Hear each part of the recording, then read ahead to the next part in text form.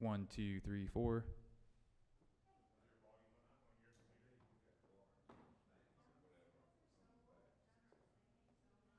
1, 2, 3, 4. 1, 2, 3, 4.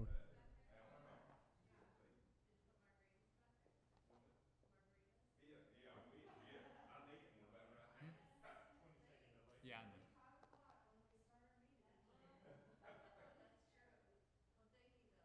We're good?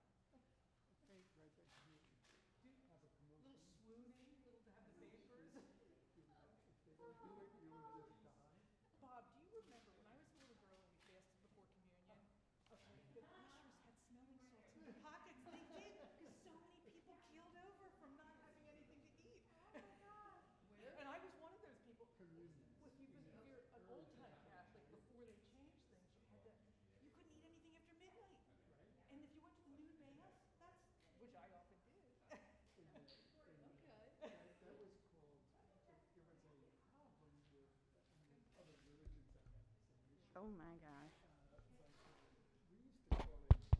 Oh, this is live. It's live. It's in my face.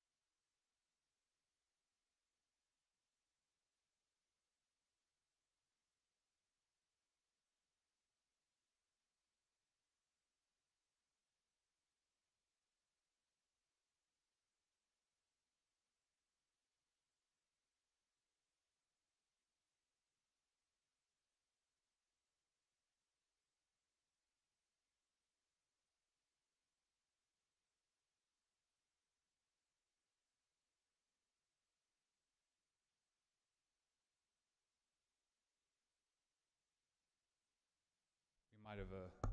Oh, there you go. 1, 2, 3, 4, 5, 6, 7, 8. We're good? Okay.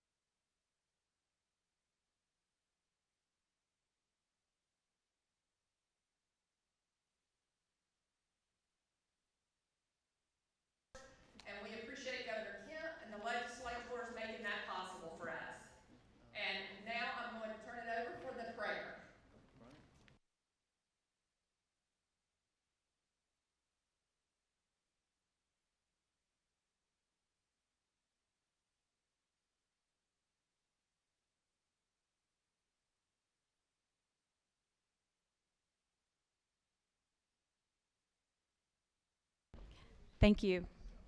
Thank you, Representative Jackson. At this time, we will officially call to order the joint meeting of the Senate Reapportionment and Redistricting Committee and House Legislative and Congressional Reapportionment Committees.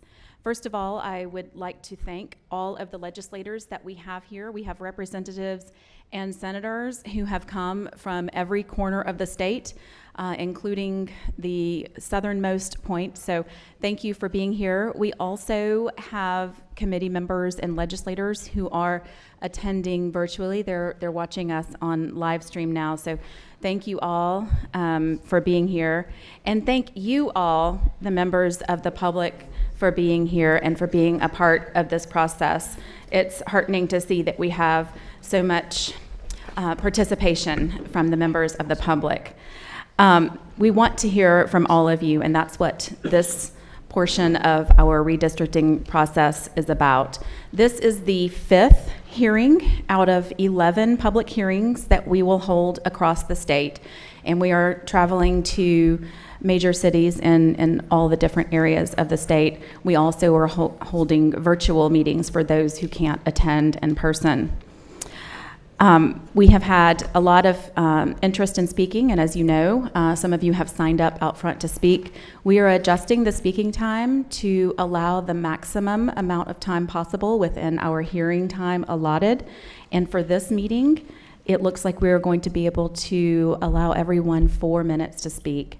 You don't have to take the whole 4 minutes, but we are guaranteeing everyone at least 2 minutes at all of our meetings. But we have signed up sufficient that will give us a little bit more time here. We have 6 more of these public hearings coming up, some in person and some virtual. We will be holding another meeting just like this one tomorrow night in Augusta. And then at the end of this month, we will be traveling to the south part of our state, and we will have hearings in Brunswick, and then Albany, and then we'll be working our way up through the midsection to Columbus and Macon. We will have also at least one more virtual hearing. And at these hearings, we'll hear what people have to say from their communities, your community, because you know it best. And we want to hear from all of you. For those of you who cannot or are not comfortable speaking in public like this, we will also be collecting written comments.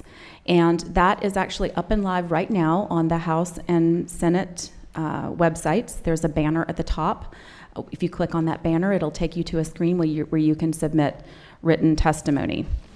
Our goal is to ensure that every comment that we get goes to a central location so that we can then access it and use it when we start working on drawing these maps. Our email addresses, our email boxes get full with constituent issues and other issues, and it's not as likely, or it's more likely to not be caught there, so we are trying to send it all to a central location. We have also made some changes to the processes to ensure that we collect all of the useful information. Members of the General Assembly, we all received guidance from outside counsel about the importance of preserving records and information. So we have been making some adjustments to our email and voicemail systems to ensure that everything that we receive from the public is being captured and retained, not destroyed. So all of that is with the goal of ensuring that we get everyone's input into this process. I failed to introduce myself at the beginning. My name is Bonnie Rich. I am the chairman of the House Redistricting Committee, and I am chairing this meeting here with my colleague, Senator Kennedy, who is the chairman of the Senate Redistricting Committee. And with that, I will turn it over to him.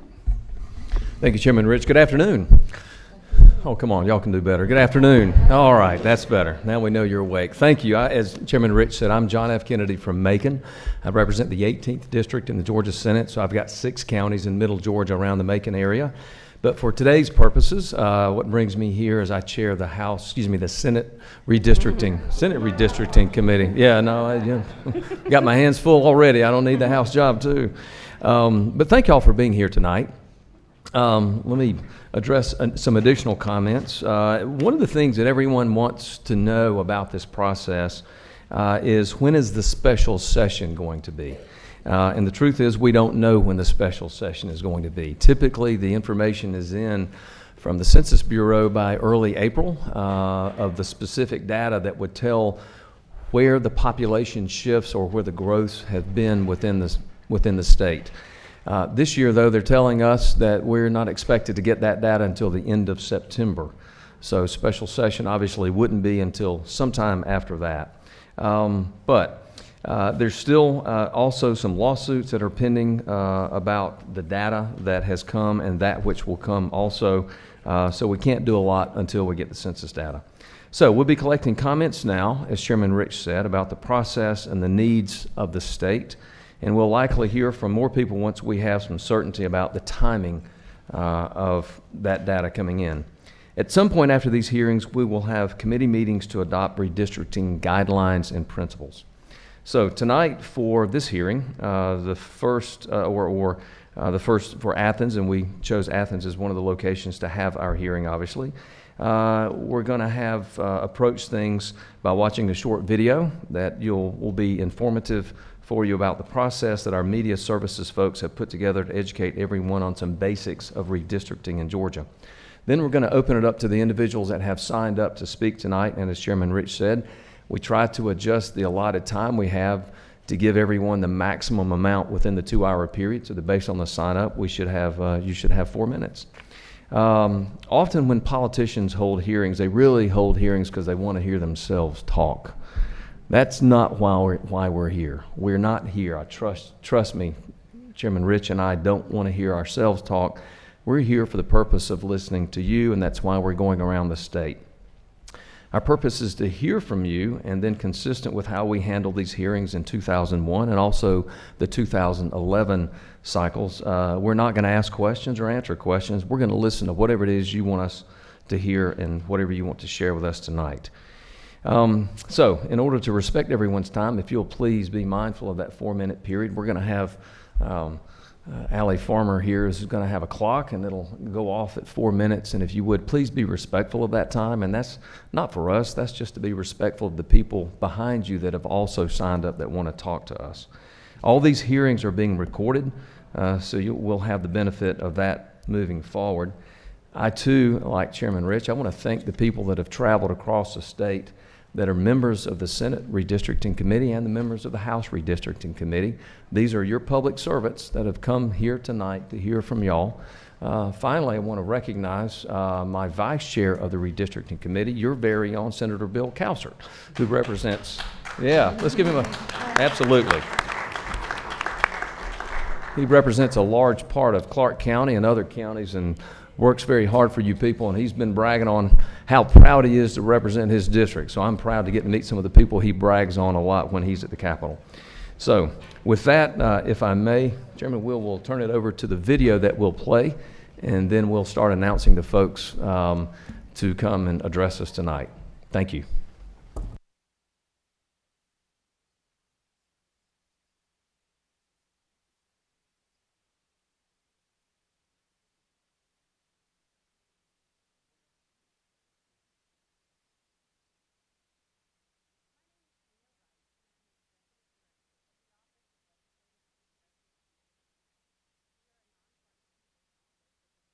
Assembly, and we serve both the House and the Senate.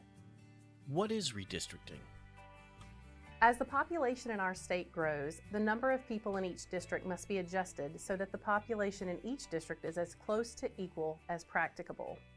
This is done by redistricting, or modifying the boundary lines of the districts. In Georgia, our new 2020 census resident population total is 10,711,908 people.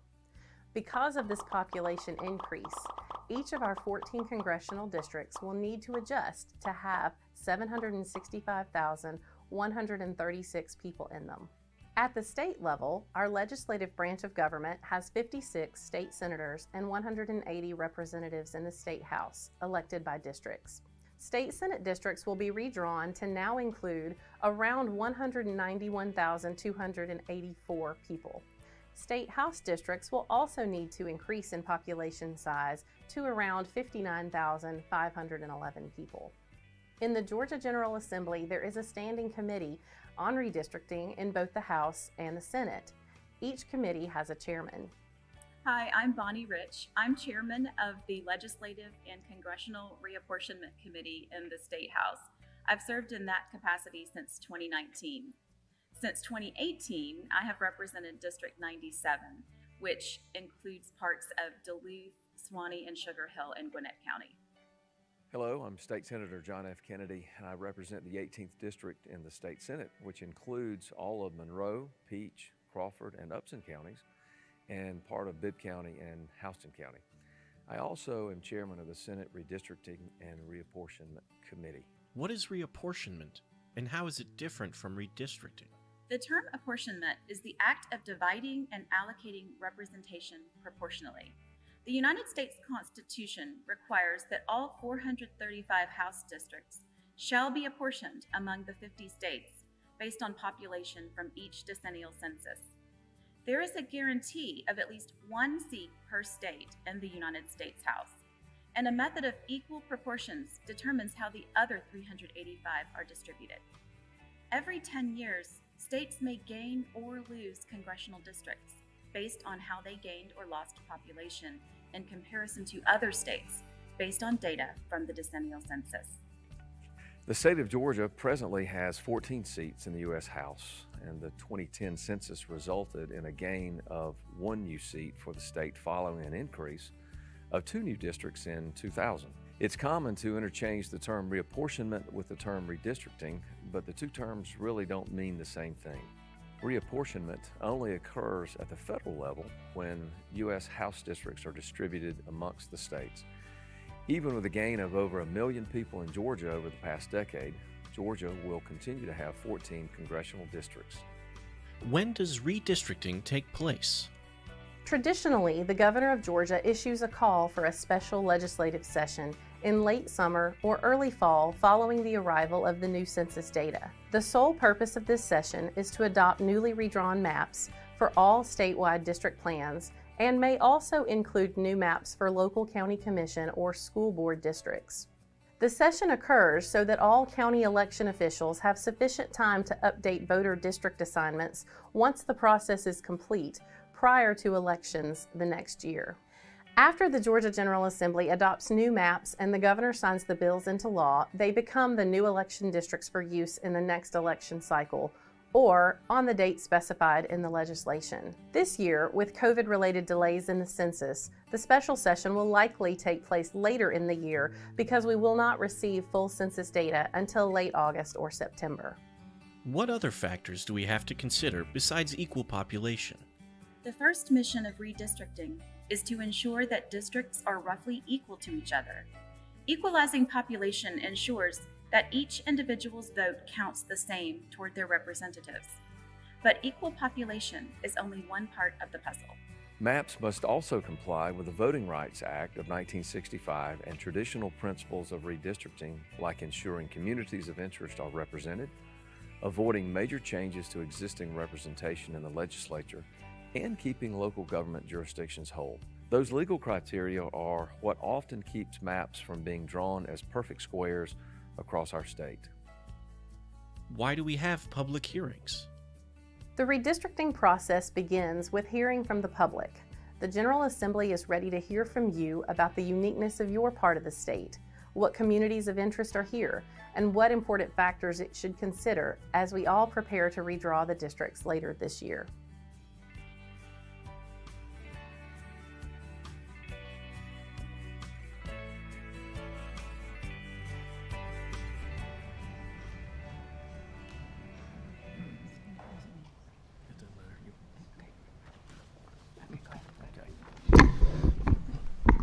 Okay, thank you for that.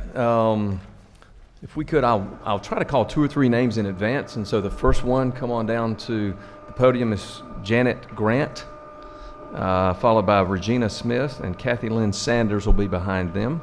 And while they're coming down, I would be remiss of me if I didn't identify that we are in Senator Frank Ginn's Senate District, and Senator Ginn is with us tonight. Senator, thank you for being here.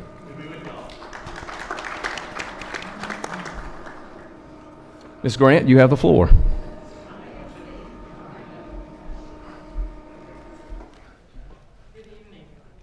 Is it on? Yes, ma'am. Good evening. Good evening. Chairs Kennedy and Rich and members of the committee. My name is Janet Grant, and I'm a resident of the city of Decatur in DeKalb County. I also serve as vice chair of Fair Districts Georgia, and I'm really pleased to have the opportunity to testify at this hearing this evening. I'm here to ask that you address communities of interest during the upcoming redistricting cycle by restoring unified city House district representation across the state, including my own city of Decatur. We moved to Georgia 2 years ago, and I was surprised when researching my elected officials to find the shape of my and the surrounding House districts were sometimes referred to as bacon strips.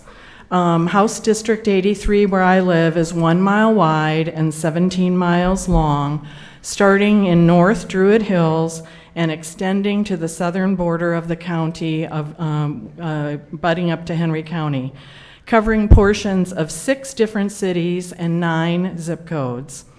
This, while the city of Decatur itself is split into 4 House districts.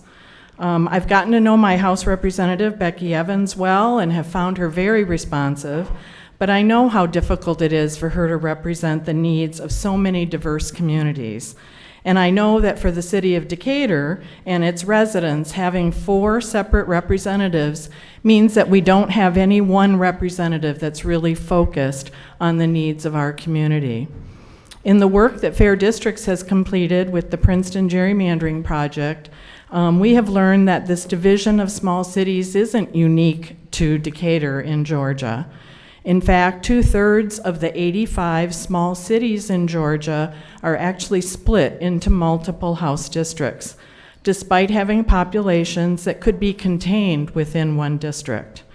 This technique appears to have been used for partisan purposes in the 2011 redistricting cycle, which resulted in a 44% increase in these city splits. The practice has also continued in the numerous subsequent mid-decade district changes made in 2012, 2014, and 2015. I ask that you listen to the residents of Georgia about their communities and conduct a transparent process that results in fair maps. For my community, that means a unified city that would be served by 1 House district. Thanks for the opportunity to testify today. Thank you, Ms. Grant.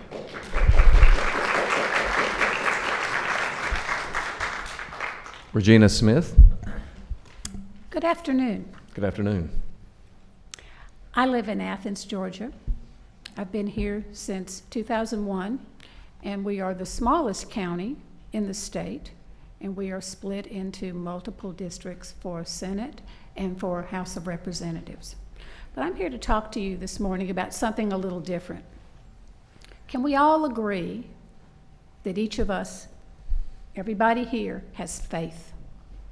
Whether it's faith in God, faith in science, faith in a moral code, or faith in our American democracy. Our faiths have been guiding us for generations, and they're the glue that binds us all together. Now, the 2020 redistricting exercise, frankly, gentlemen and ladies, is going to test our faiths. I, as a mere citizen of Georgia, must keep faith that each and every one of you, as our representatives, will represent all of us, and that includes everybody in this facility today, and the millions of people in Georgia who aren't here. So my question to you is, will each of you, this time, be a profile in courage and do the right thing by all of us? Will you work honestly and openly in committee to justify our faith in you and in our democracy? I want you all to look deep into your heart. I want you to step up. I want you to respect all Georgia voters equally. And I want you all to ensure that we retain our voice. Now, you may find it risky, We know what's going on in Georgia these days. It may even be uncomfortable, but to do the right thing, I want you to know this. It is never, ever wrong to do the right thing. Thank you.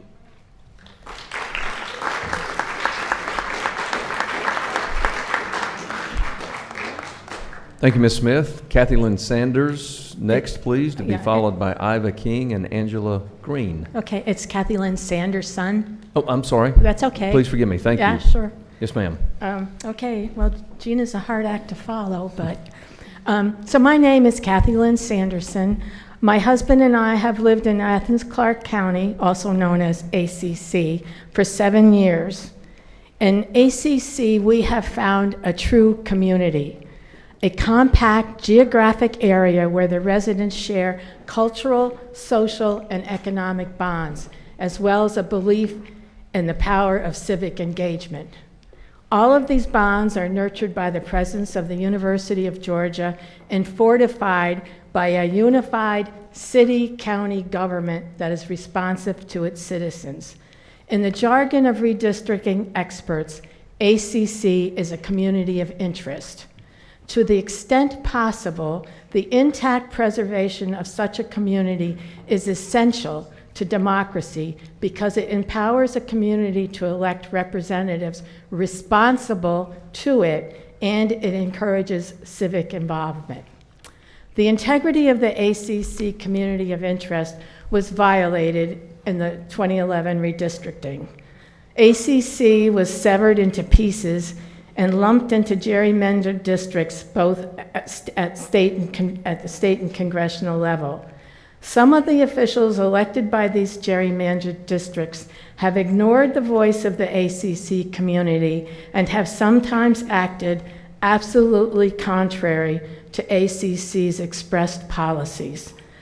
A specific example of such absolute negation occurred in the spring of 2019. At that time, the duly elected legislative body of ACC, acting within its authority, voted unanimously to eliminate cash bail for the violation of ACC ordinances. In an attempt to defeat this policy, some of the officials of the gerrymandered state districts proposed state legislation to preempt ACC's right to end cash bail. Clearly, the intent behind this proposal was to deny the wishes of the ACC community. Severing communities of interest is not how a democracy works. In fact, it is toxic to the health of democracy, and it discourages citizen involvement in government and fosters distrust and disillusionment. I appreciate very much that you are holding these hearings to gather input from the community. I truly hope that you will use this input to guide your decision-making and, to the extent, preserve all the communities of interest in Georgia to the extent possible, and specifically Athens, Clarke County. Thank you very much.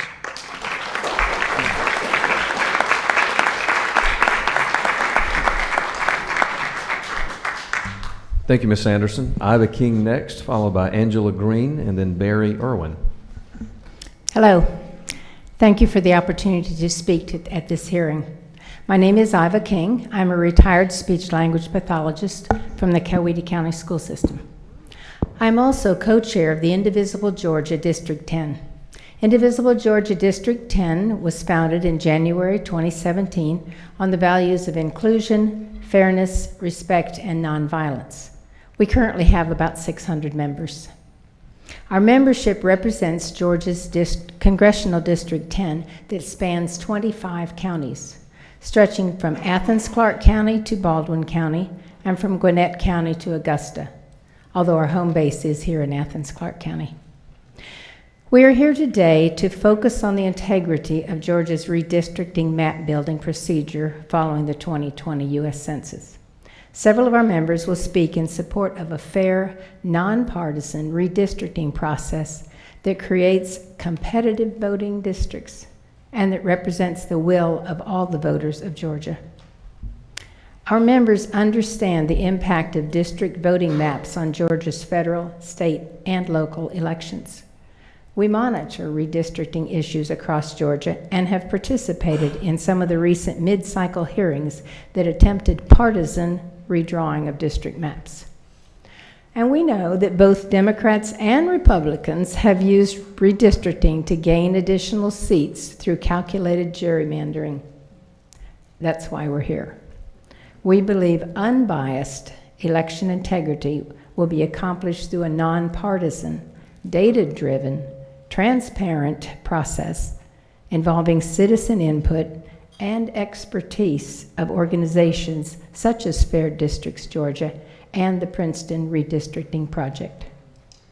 Today, several indivisible Georgia District 10 members come before you to enter testimony about Athens, Clarke County, about Congressional District 10, and more importantly, about steps to improve Georgia's redistricting process. Thank you.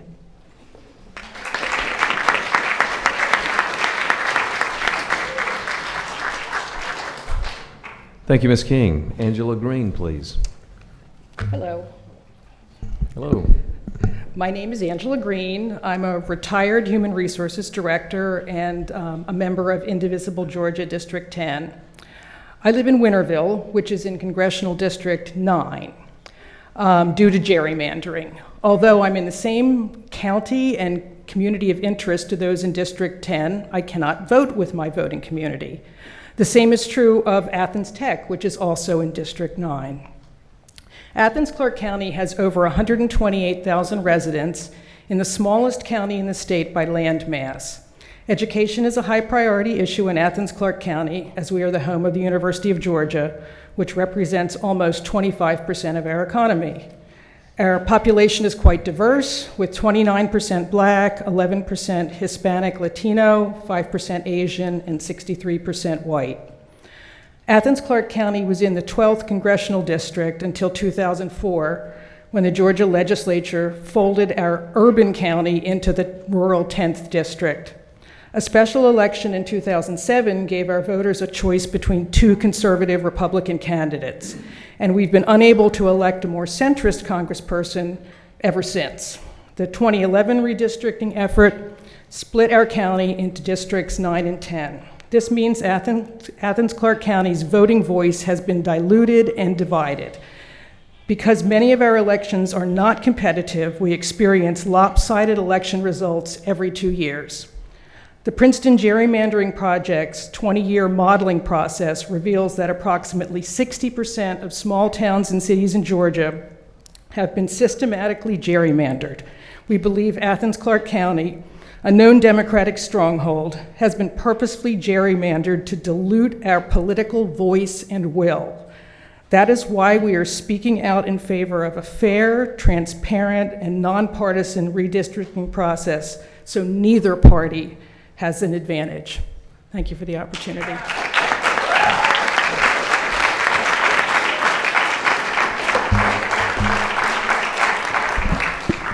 Thank you, Mrs. Green. Barry Irwin, please, to be followed by Robert Covey and Jacqueline Elsner. Hi, thanks for having a hearing here in Clarke County. For the record, Barry Irwin here for Indivisible Georgia District 10 is a longtime member of that organization and myself personally. As a lawyer in Clarke County, I help people with criminal defense and consumer bankruptcy matters. Like each other member of our group, I'm strongly opposed to the current gerrymandering system of electing public officials in Georgia. Clarke County has been subjected to near constant gerrymandering since at least the 2000 census, when Democrats, then followed by Republicans, gerrymandered districts based on criteria that mathematically favor one party's candidates over another. Redistricting on state and local levels splits our county into 2 Senate districts and 3 House districts. Many of Clarke County's diverse voters have been moved from 2 House districts into District 118, making District 118 the only one with a Democratic representative. Packing more Democrats into District 18 made Districts 117 and 119 much less competitive. In 2006, redistricting split our county between Senate Districts 46 in 47, thus discouraging competition for these 2 state Senate districts seats because there are not enough votes for the minority party to ever win, resulting in 5 cycles of uncontested races between 2008 and 2016. Nationally, it's reported that 35% of state-level races are uncontested. In Georgia, it's reported that 50% of Senate and 52% of the House district races are uncontested. Only 4 out of the 56 Georgia state Senate districts are now considered to be competitive. Uncontested races have far-reaching effects on voters. The Partisan Gerrymandering project found that when state races are uncontested, the votes for president fall off. In 2020, an estimate shows that 275,000 registered Georgia voters stayed home from the general election in districts where there were uncontested state races. With fairly drawn district lines, all candidates must compete for public office, which is the very definition of democracy. Thank you.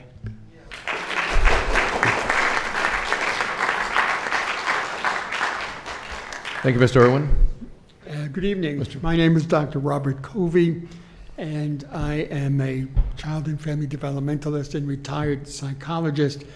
And I'm also a member of Indivisible Georgia District 10, and I've lived in Georgia with my family since 1982, so I have a long time standing in the state. These hearings provide an opportunity to reform the redistricting system in Georgia. This is the job you have to undertake. We ask that you take 2 broad steps to build strong and sustaining 10-year redistricting plan that is binding for both Republicans and Democrats as each party leads this work. First, the redistricting committees must provide meaningful opportunities for voters to learn about the mapping process and to provide input from voters across the state as distinct communities of interest. We ask that the redistricting process be transparent. Show your work publicly at every step along the way. We ask you to provide announcements for hearings via television, newspapers, radio, and social media. We ask you to make all hearings public with live and recorded videos for review at any time. And we ask you to publish all criteria used to draw districts and how they are used in the mapping process.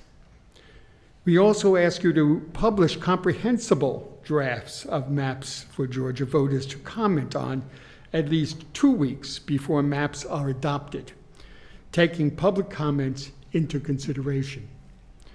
Second, adopt, and this is what we want the redistricting committees to do, is to adopt a set of binding independent guidelines for mapping that adhere to nonpartisan and objective standards for redistricting, no matter which political party draws the maps. Maps should reflect the will of the voters.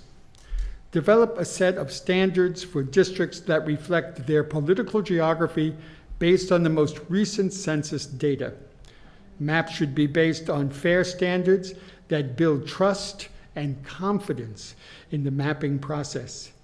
Standardizing the redistricting process with best practices, guidelines, and rules will best serve Georgia voters now and into the future. Thank you very much.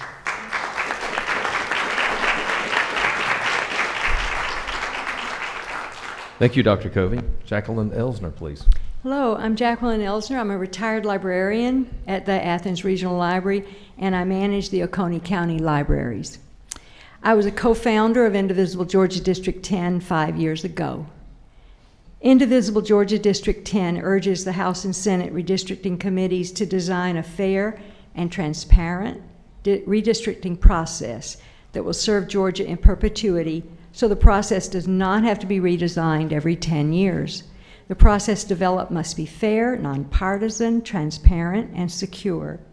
In addition, all yearly mid-cycle redistricting efforts should be eliminated in Georgia. Our district's maps should reflect our natural political geography. based on the 2020 census. Georgians should be represented by candidates they choose. We ask you to consider 2 ways to achieve fair and honest redistricting reform. First, the first way is for the current House and Senate redistricting committee members to commit to a rigorous set of binding, nonpartisan standards, factors for drawing Georgia's voting districts that are made public. Second, a way is for current redistricting committee members to commit to a single consistent redistricting plan used following every U.S. census that incorporates all the principles and guidelines that result in fair, unbiased mapping tools and redistricting process. Thanks for listening to us and to others here with the same message. Thank you.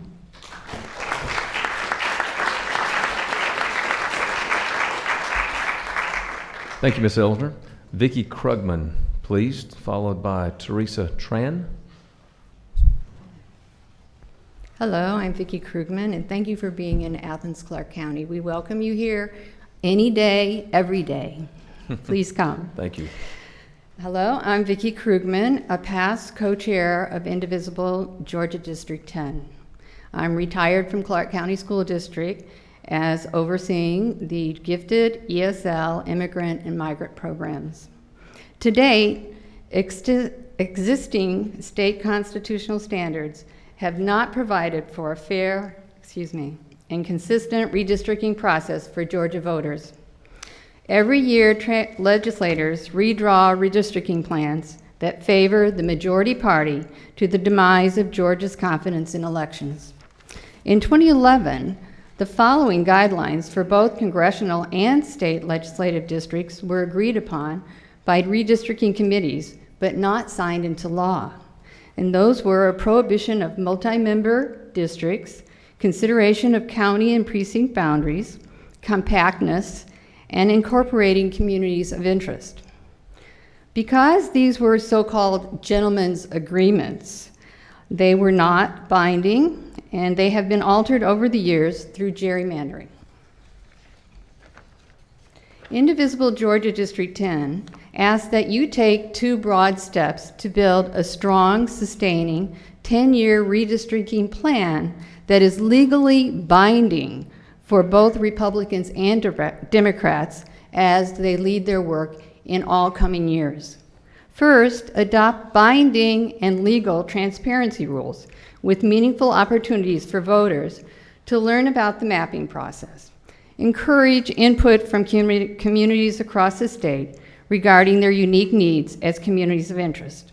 Second, adopt a set of binding, legal, independent benchmarks for mapping that include objective, nonpartisan standards for redistricting to be followed by whichever political party draws the maps.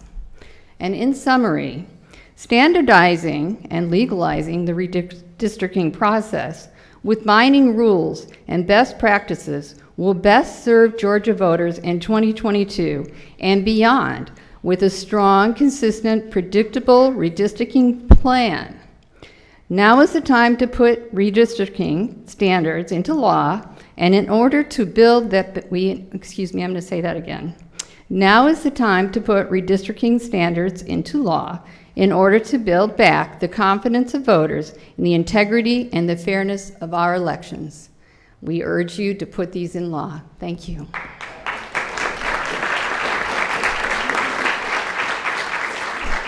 Thank you, ma'am. Ms. Teresa Tran, to be followed by Sue Cho, and then Samuel Short, please. Hi, good evening. Good evening.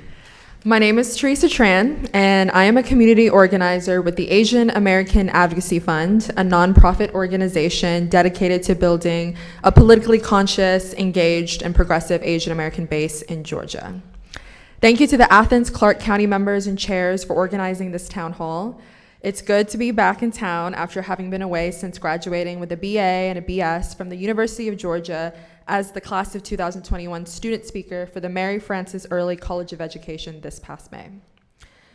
While I originally grew up in Gwinnett County, I actually lived in Athens for 4 years while attending UGA as a full-time college student. For 4 years, I called Athens home, and I'm now back here to fight for that home.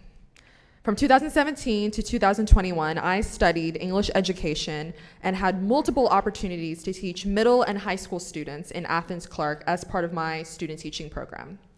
More specifically, I taught language arts at Clark Central High School, where I interacted with a diverse population of students, including Asian American students, all with various needs. From listening to their stories and reading their work, I learned that many of my students lacked faith in their capabilities of using their voice to impact their community for the better because they saw no one who looked like them doing the same in this county. I learned that many of my students were not aware of how they could effectively participate in local elections and town halls or contact their local representatives and chair people to push for the kind of change they wanted to see, such as receiving more funding and better, more updated resources for their school, because they were deliberately left out of the community conversation. I learned that my students' families were always having to move houses or change schools for their kids or end up in the wrong polling place because the district lines kept shifting. And I learned that my students had no idea that all of this was a direct result of an unfair, unjust, and unrepresentative redistricting process in this county. With these thoughts and looking ahead to the next decade, I urge the lawmakers in this county to bring more transparency to this process. I encourage that drafts of maps being drawn be shared with the general public as soon as possible, and that we continue these types of town hall sessions, especially once data is released from the Census Bureau, so that everyone, from parents to business owners to residents to teachers to students, can share their concerns and alternative maps that actually reflect the true makeup of their community and keep their homes, neighborhoods, shopping centers, places of worship, and schools together. I understand that you must see me as an outsider, as someone who came here to receive an education and then simply leave. And I want to tell you that I am deeply invested in this community. Athens gave me an invaluable 4 years. I have been thoroughly changed and impacted by the residents here. And I want to give back, to fight and ensure that the students I taught in this county and their families I met and the neighborhoods I visited and volunteered at actually stay together and have the power to elect the candidates of their choice, rather than letting the candidates choose their voters. Our students, our youth, our children are counting on us to pave the way for them to make a difference. And that starts with increased transparency, accessibility, and fair district lines. Thank you.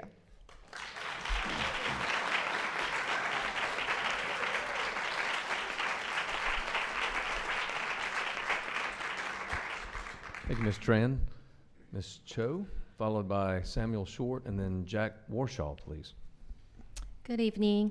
My name is Sue Cho, and I am Korean community organizer with Asian American Advocacy Fund, a nonprofit organization that advocates for federal, state, and local policies that will improve the lives of AAPI and all immigrants in Georgia.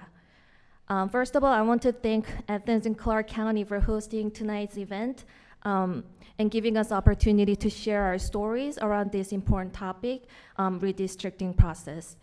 I am a daughter of Korean immigrants and grew up in North Fulton County and right near the border of Gwinnett County, where the most vibrant Asian American community is formed. As a Korean community organizer during the recent two-election period, I spoke with more than 300 Korean Americans via community outreach for voter support and assisted more than 20 Korean individuals at the polling places as an election day interpreter. Among Korean American voters who are passionate about electing their political representative, some expressed concern that their electoral districts do not really reflect their community's interest and need, and it's just hard to know how the district lines are drawn. So they often feel discouraged and do not participate in local election. As our Asian American population is growing and our communities are expanding in Metro Atlanta, we urge the new districts to reflect the current demographic changes and be better represented to the interest of our community so we can elect candidates who truly understand and advocate for the needs of our communities. Keeping our communities together is key in redistricting. In Korean American history, we have seen how unrepresentative redistricting badly impacted and fractured our communities. For example, during 1992 social unrest in Los Angeles, Korean Americans in LA Koreatown suffered disproportionately high economic losses. When residents of Koreatown appealed to their elected representative for assistance with the cleanup and recovery effort, each of the purported representatives claimed that the area was not really a part of their officials' district. Because the redistricting map fractured Koreatown into 4 city council districts and 5 state assembly districts, and as a result, no legislator felt responsible to the Asian American community. No community deserved any political, racial, and economic disadvantages due to unfair, unjust, and unrepresentative redistricting. And we need to make sure the voices of all community members are heard and our interests are represented in this process to protect and thrive our communities, not to protect incumbents and political interest. The fair, transparent, and inclusive redistricting process in Georgia will ensure a healthy democracy in our country. Thank you.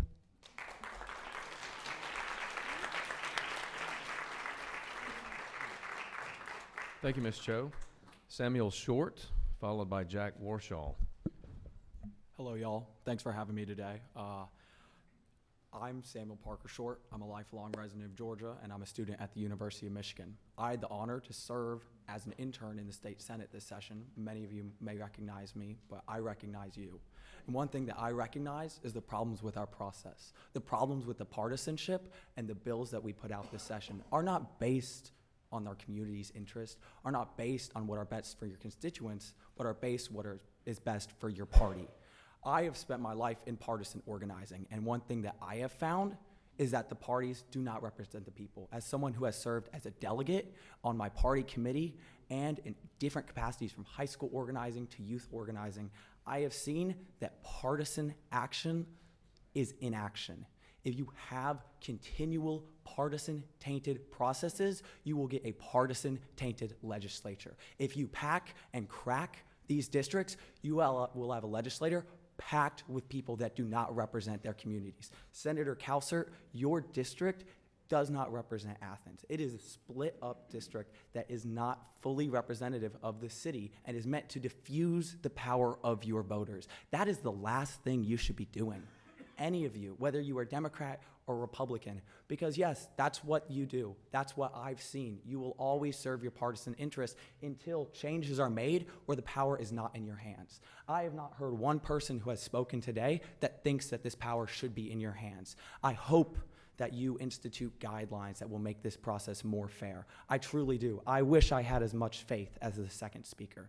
But unfortunately, what I have seen through my involvement in partisan politics is that partisanship serves partisanship. Until you take a change, nothing will change. In 10 years, the shoe may be on the other foot. I hope that I am not sitting here in 10 years making the same complaints. Please, I ask you to consider the fate of your communities, not the fate of your party. Thank you.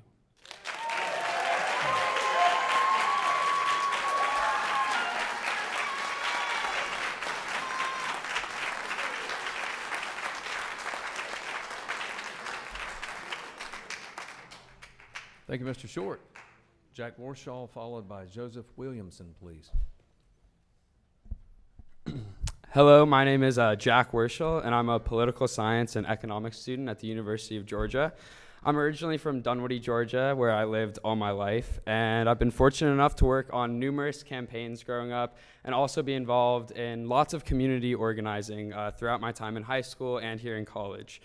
My main role at home working on campaigns was canvassing and speaking directly to voters. I've knocked on thousands of doors and engaged with thousands of people, and it's really been an honor to hear what people think of the democratic process while standing at their own doorstep.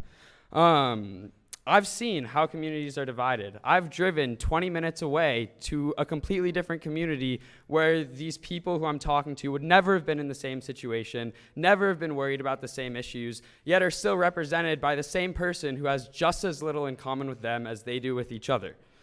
I felt what it's like to flip a seat and put a whole district with a target on their back when redistricting comes around at a threat of being dissolved because it doesn't align with the party in power. I've seen this issue not just in Dunwoody, but across the state when I moved here to Athens to attend the University of Georgia.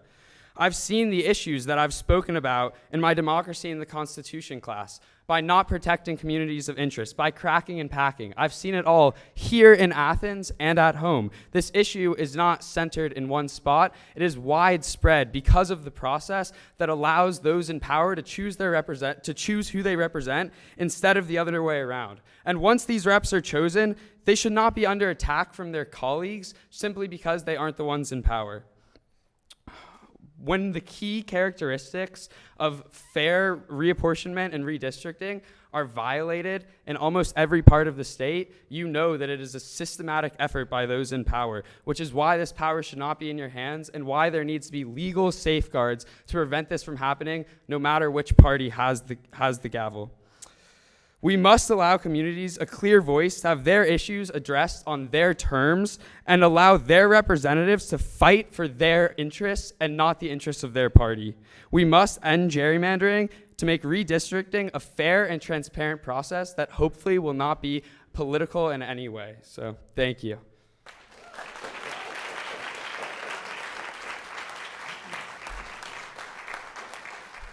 Thank you, Mr. Werschel. Joseph Williamson, please. I'd like to say hello and thank you to the committee members for coming here today to listen to the people of Athens and surrounding communities. My name is Logan Williamson. I've lived in Athens for 14 years and I'm a foundation fellow at UGA. Currently, UGA Man Campus is split between Georgia House Districts 117, 118, and 119 in a way that I've walked through all three districts just moving between classes. Even more than this, depending on where we live off campus within Clark County, we may be sectioned off into different Georgia State Senate or federal House districts with different representatives in different elections. As UGA students, we will move into the future to majorly impact, change, and improve industry and economy both in Georgia and nationally, but we are fractured in electing our representatives. Even more, UGA professors and faculty, many of whom I've taken classes from or are parents of my friends, stay in Athens more permanently than the students and they are also broken up by the current districting of Clark County. With better districts, our residents could vote for representatives who will prioritize issues specific to Athens, like the USG system, public transportation, parks and green spaces, public education, programs for homeless citizens, and many other issues that are distinct from those in other communities that we share districts with. The current districts are a disservice to both students and permanent residents, preventing both sets of voters from easily organizing for important priorities. By splitting and unnecessarily grouping this unique community, our elections and representation are diluted by more rural regions that are very different from Clark County in many ways. The result of this is that both in Clark and surrounding areas, we can't pressure our representatives for issues on behalf of the needs of our district, because those needs may differ and diverge because of the way that they're drawn. In the upcoming redistricting process, I ask that you enable Clark County to have districts that prioritize the needs of our community. Democracy is effective because our representatives are meant to advocate for the needs of their constituents. I hope that you let the redistricting process make this true for the constituents living in Athens, Clark County. Please prioritize the unity of UGA campus in the level of state house districts and the unity of Clark County on all levels of districting. Thank you so much.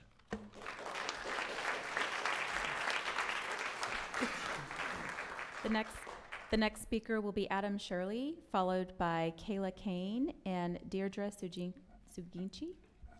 Mr. Shirley, it's nice to finally meet you face to face. Yes, ma'am. Madam Chair, Mr. Chair, and other members of the committee who are here and the legislature, thank you for coming and thank you for listening to our concerns. My name is Adam Shirley, and I am a middle school teacher living out by what used to be the varsity. May it rest in peace. I have the honor of corresponding with many of you over email and meeting with several of you in person. Tonight I'm asking you to succeed where many of us have failed. To be clear, I'm not disputing what you have the right to do or what is fair to do. The U.S. Supreme Court ruled last year that you have the right to draw the maps as partisan as you please. That is the right you have by virtue of winning election. So that's not something I'd like to argue about, but I'm asking you to do what you can to end a vicious cycle. For decades, our state government, in both Democratic and Republican hands, has consistently drawn legislative districts to strongly favor one party. And I'm not just saying the Democrat-controlled government drew only Democrat districts. It's that each party has sort of drawn safe districts for one party or another.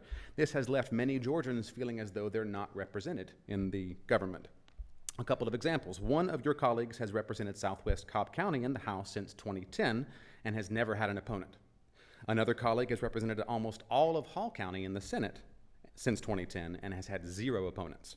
This is true of many of your colleagues, both Democrat and Republican, although many more of them are Republicans than Democrats. I ask you to consider that this is a failure of representative democracy and our representative republic. Suppose a citizen of Powder Springs wants to run as a Republican. Suppose a voter in Gainesville wants to see someone who represents their democratic values running for the legislature. For both of those people, and for tens of thousands of others of us, for the last 10 years or more, it has been hard to convince them that their vote really matters. You have the power to change this. Please maximize the number of competitive districts. By competitive, I mean what some of us call toss-ups, a district that could go either way because just about as many Democrat-leaning voters are in the district as Republican-leaning voters. I know that both state parties have highly refined algorithms for drawing, turf canvassing maps for this, and I trust that our office, the office that works for you, has the same resources. You have the power and the capability to do this. By maximizing the number of competitive districts, you accomplish 2 very important things. First, you give more people the freedom to fairly compete for office. As it stands now, many Georgians only have one candidate seeking to represent them in our government because our districts put so many of our one political party in favor in so many of our districts.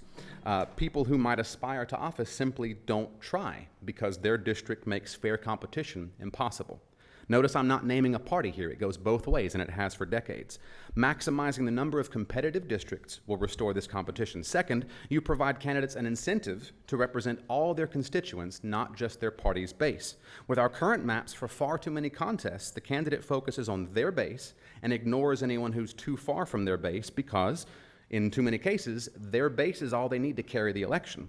By maximizing the number of competitive districts, you ensure that we elect more legislators whose ideas and rhetoric resemble all Georgians, not just the far left or the far right of each major party. I completely understand that you and your colleagues would prefer to represent safe districts, where someone like the 2 legislators I mentioned earlier would remain uncontested. This would mean that they wouldn't have to put in the blood, sweat, tears, and lots of money to run a contested election for office. There's a strong natural temptation to draw maps that create these safe districts. Please resist this temptation. For one thing, it's not fair to those of you who do have to run contested elections. All Georgians benefit when each party has an equal shot at each legislative seat. You and you alone have the power to maximize the number of competitive districts. Thank you very much for your time and for being here with us. Thank you, Mr. Shirley.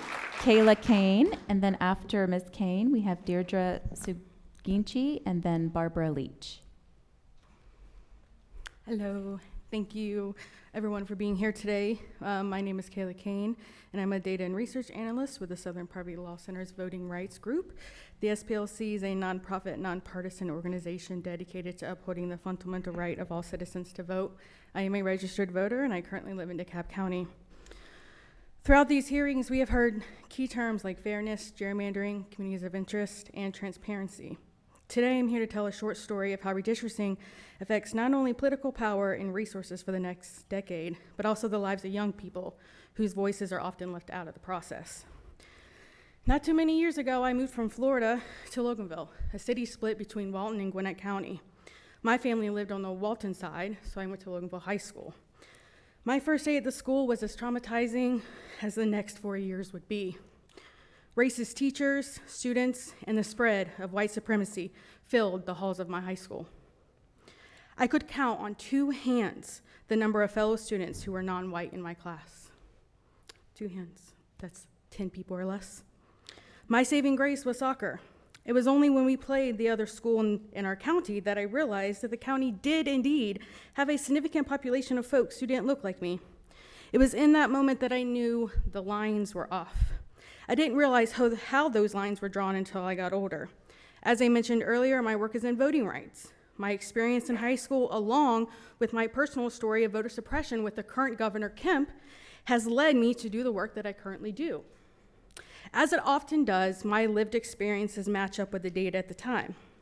For example, the year I graduated, according to our Department of Education, my high school comprised of 6.8% of Black students and approximately 87% of white students, even though the county consisted of 50% Black population during the same time. 87%. Almost 9 of 10 students in my high school were white. Let that sink in. Almost 90%.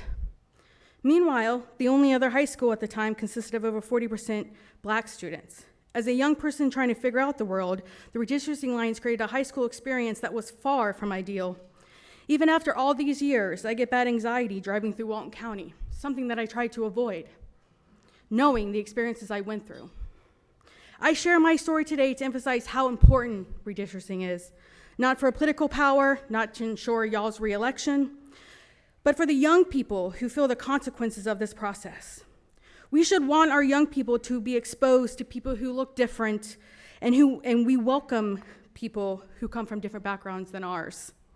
Otherwise, we create a culture that makes Jim Crow 2.0 easier than ever. Redistricting has consequences. Thank you.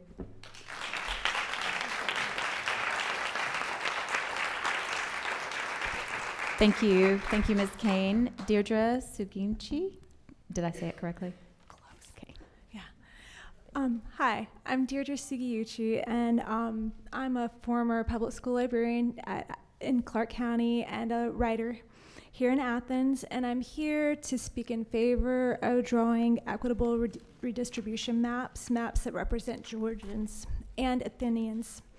Since I moved here in 1994 to Athens, Clark County, which is the smallest county in Georgia, it's been redistricted twice. Currently, we have 3 state senators and 2 state reps when our county really should have just 2 state senators and 1 state rep.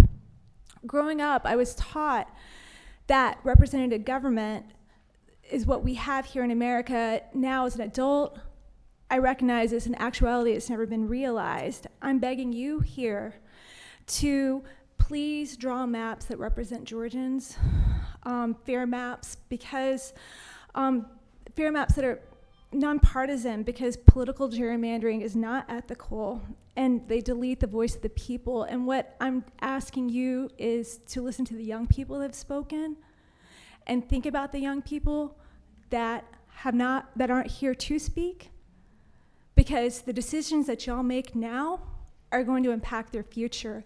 And I really do appreciate you listening to us. Thank you. Thank you.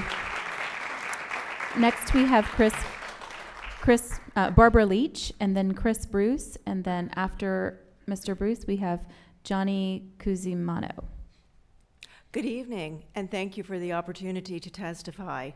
I'm Barbara Leach. I live in Atlanta in the 5th Congressional District, State Senate District 36 and House District 59.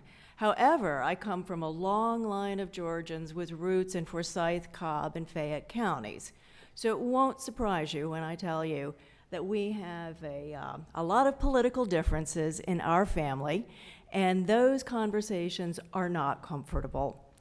I appreciate your willingness to listen to uncomfortable conversations, and I appreciate that your task is a challenging one, but I firmly believe that we all deserve fair representation.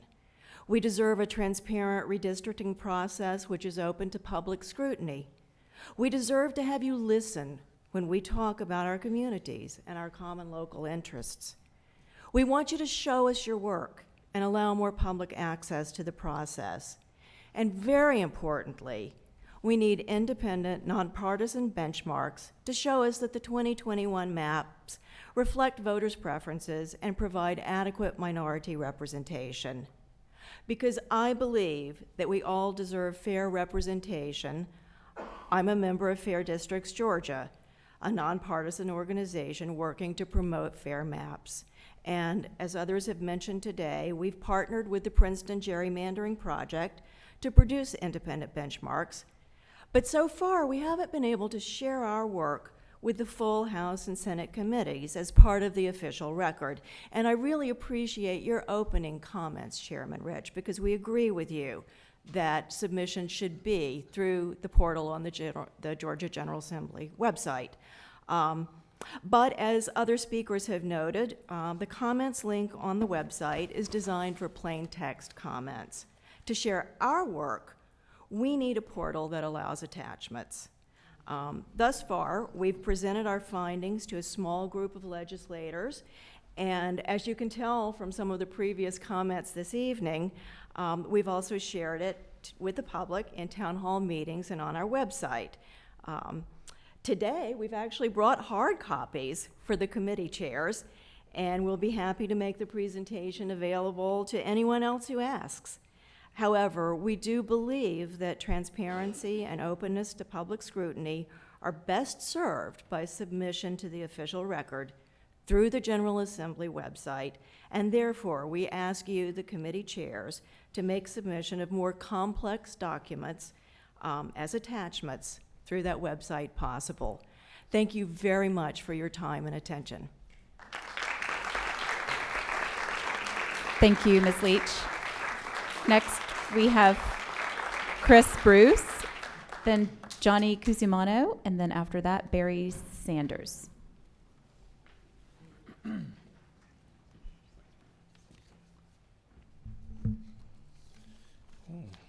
Chair Rich, Chair Kennedy, my friends of the legislature. It's good to see you healthy and well today in Athens, Clarke County.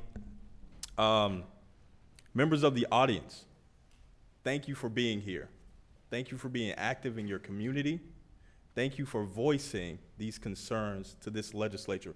A lot of times people do not speak up for themselves, especially of the things that happen in their community. This is one of the most critical times that you will ever have when it deals with the voting process, redistricting, once every 10 years. And now they are here in your hometown talking about how the lines will be drawn. So thank you. My name is Chris Bruce. I'm the political director of the American Civil Liberties Union of Georgia. I'm sorry, I should have started with that. Happy to be here. Happy to see everyone here as well.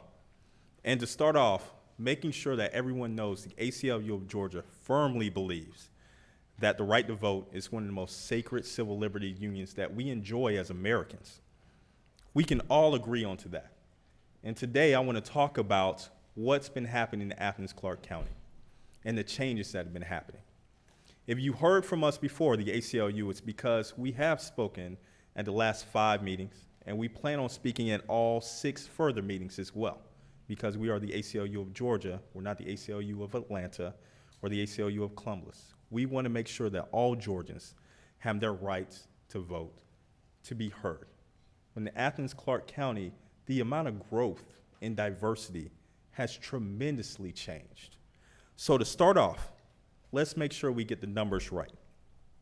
Looking at the demographic growth in the area, the Asian voting age population and the white voting age populations have both grown by nearly 6%. The Hispanic voting age population has grown by almost 16%, and the black voting age population has grown by almost 19%. So overall, the people of color, a voting age population in the greater Athens community has grown by just under 18%. And when I say the Athens greater community, I mean Clarke, Madison, Oconee, and Oglethorpe counties. These demographic changes must result in maps that reflect the diversity of the greater Athens area to ensure that these voters of color have the same opportunity to elect candidates as other people in Athens enjoy. So we know Georgia has had a history of disenfranchising people of color. Let's be honest about this. And to ensure everyone's sacred right to vote is protected, the maps that the legislature draws must be fair, Fair maps require making sure that the people of color have a voice in this process and that the growing diversity of the greater Athens area is adequately reflected and in the resulting maps that you ultimately create. So the decisions made during this redistricting process will impact, like I said before, the lives of the greater Athens area and countless Georgians for the next 10 years or possibly more. This is a tremendous responsibility before the legislature. It is of the utmost importance that this body work diligently and transparently to ensure that people of color have a voice in this process because democracy demands it. Personally, I am a proud graduate of the University of Georgia School of Law, go Dogs, and I always love coming back to Athens area. These are a group of people who have a tremendous heart when it comes to everyone in this community. I used to work at Georgia Legal Services Program, where I worked with Black and people who came from low-income residents. Now, I will respect the time with ending with saying that Athens-Clarke County still ranks as one of the lowest income counties in the nation, and we need to make sure that when they're drawing maps, they have a chance to elect somebody who will speak up for them and their needs altogether. Thank you.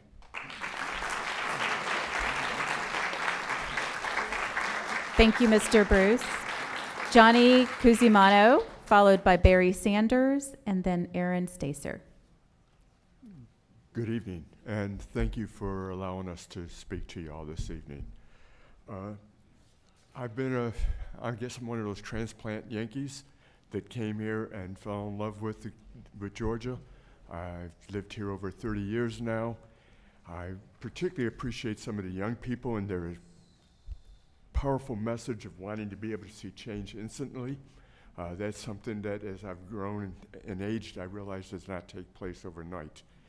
But I sincerely hope that this community, this committee here, leads the way in the legislature to make the changes that are needed to make this more fair for all the citizens of Georgia, particularly for this community. I moved here 3 years ago thinking that I was moving to, in my opinion, a progressive area, only to discover that everything is split in so many ways that there's not a chance in HELL to get anything done that meets the needs of what I believed in and hoped for. Okay, this is a small community. I hope that you will support that.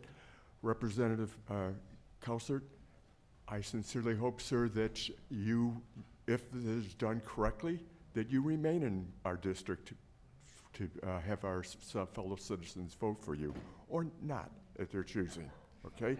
But if not, that you're in the district that does not represent us. But the way it is spread out right now, there's no chance that we would ever have of defeating you or anyone similar in your party with the dynamics that are set up in this community as is. And that's just not right. Okay, so I ask in all respect that you draw a community that fairly represents the people of Athens and Clarke County, and that, sir, if that is doable for you, that's great. If it's not, that's okay too. And with that, I want to thank you all.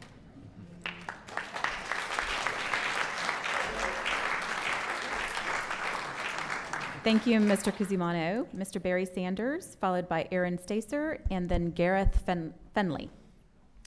Good evening, and I'd like to start by thanking the members of this committee for taking the time to hear these public comments. And thank you, Senator, for giving up your seat. I've never had a senator move aside from me before. My name is Barry Sanders, and I live in the 103rd State House District and the 10th Congressional District, more specifically the 39th voting precinct of Gwinnett County. In the last redistricting a decade ago, the 39th and 135th voting precinct, known as Ivy Creek, were separated from the rest of our community and placed in the 103rd State House District rather than the 98th. In our unique community, we share the same zip code, the same city name, the same high school, Secretary High School, which opens later this year. More importantly, we share similar interests, common problems, and common values, more aligned with our 98th State House District neighbors more than our current 103rd. Tonight, I represent my neighbors of these two precincts who respectfully ask this committee to consider reuniting the 39th and the 135th voting precincts with the 98th State House District and the 7th Congressional District. This would form a more natural eastern boundary with Interstate 85 and the Hall County border to the north. Thank you for hearing our request and your consideration on this matter.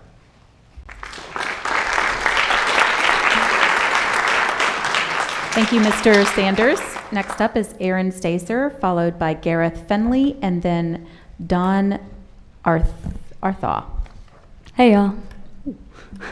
Thank you for coming here tonight to hear us. My name is Aaron Stacer. I'm a Montessori school teacher here in Athens. I've lived here since 2011, but I'm born and raised in Georgia.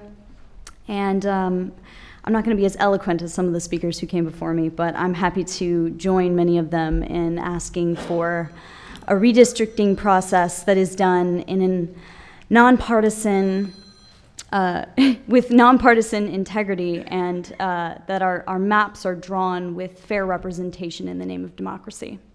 As has been said many times, Athens is a very geographically small county in Georgia, but we are chopped up into 3 state house representative seats and 2 state senate seats. And if the districts were to be drawn along logical political lines, Athens would actually be more accurately represented by 2 House seats and 1 state Senate seat. And my hope is that our state legislature will care more about the democratizing power than it does in partisan victories or political careers. I also want to ask that the General Assembly listen to our local government and the local redistricting. Our local officials here, they live here, they interact with us more, they know what our communities are asking for, so please be respectful of their recommendations when it comes to local redistricting.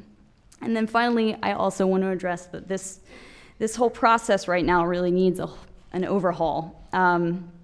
Redistricting I'm going to quote the organization Fair Vote, encourages manipulation of our elections. And right now, we have officials who will likely be incumbents drawing and deciding the districts in which they will be running.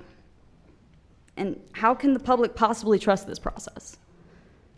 And we need to look into having independent committees, commissions, the competitive districts, any of that. Many of these things have been implemented in other states. And I'm just asking that we do it here in my state, in our state. Thank you. Thank you, Ms. Stacer. Gareth Finley, followed by Don Arthaw, and then Phyllis Bryant. Hello, senators and representatives. I'm Gareth Finley. I can't really see you in the back row there. I'm way down here. I haven't rehearsed my speech. I'm going to skip everything that I jotted down that is repeating what everybody else said. My name again is Gareth Finley. I've been a resident of Georgia since 1989, except a few years in South Carolina. I earned a master's degree at the University of Georgia. Go Dogs! Together with my wife, I own a home and 2 rental properties in Monroe and Walton County.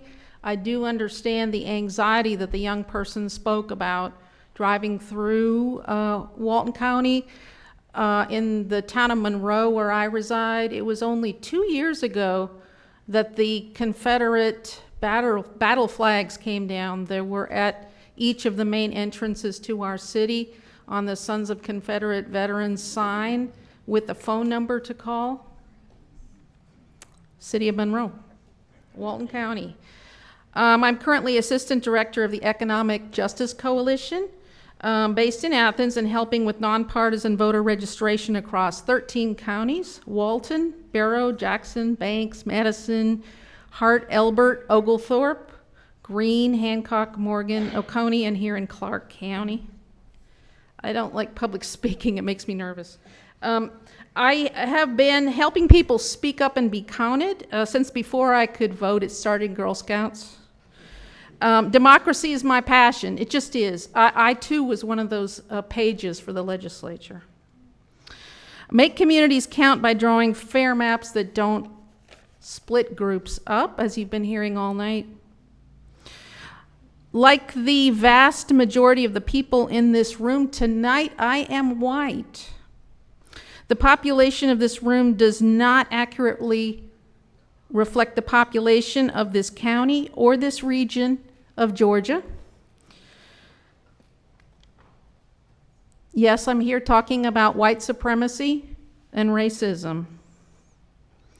It's your responsibility, senators and representatives, to represent all the people, not just those who are here, not just those who were able to get here with transportation and time off and access to information and the belief that their vote would make a difference. Let's make sure that the people of color have a fair chance at the polls to elect representatives of their choice. I've seen it projected that within the next 5 years, changes in the population of Georgia will result in people like me, white, non-Hispanic residents, becoming a minority. We need to embrace this change in a peaceful, fair, and democratic transition. We need to give up white supremacy. And I have faith we can do it. I do have that faith. Throughout my life, and especially since I moved to Walton County in January 2018, I've been warned. I've been warned that it is literally dangerous to stand up for justice, especially racial justice, which I believe is the most pressing issue facing our country today.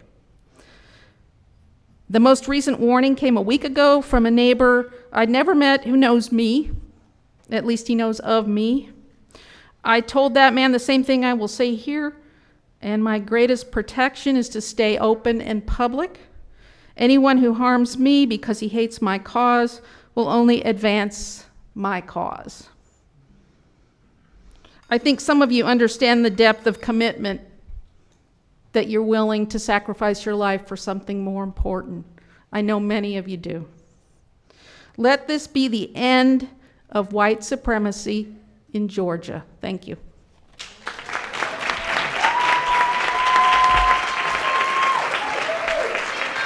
Thank you, Ms. Finley. Don Arthaw, followed by Phyllis Bryant, and then Hannah Gabrielaski. Good evening. I thank you all for this opportunity. My name's Dawn Arthan. I live in Atlanta, where I attended the recent hearing at the Capitol, and I heard no mention during that evening of a particular type of gerrymandering that I want to bring to the committee's attention today. We have 55,000 residents in Georgia's 34 prisons that are counted by the census to be residents of the county where they are incarcerated. This prison gerrymandering impacts local counties such as Hancock, which reports 14% of its total population is actually in prison. Wilcox, 14%. Tattnall County has greater than 16%.